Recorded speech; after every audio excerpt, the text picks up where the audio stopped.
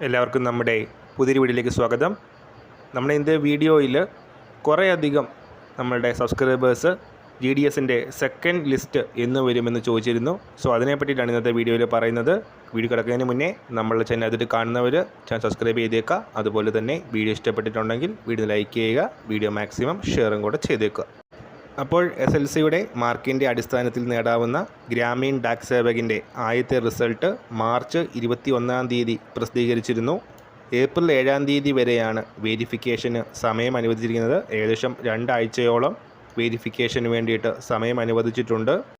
So 2024 ജൂലൈയിലെ GDS notification recruitment എടുത്ത് നോക്കിക്കഴിഞ്ഞാൽ August 19 ആയിരുന്നു ആദ്യത്തെ ലിസ്റ്റ് വന്നത്. സെപ്റ്റംബർ 3 വരെ വെരിഫിക്കേഷന് സമയം അനുവദിച്ചു.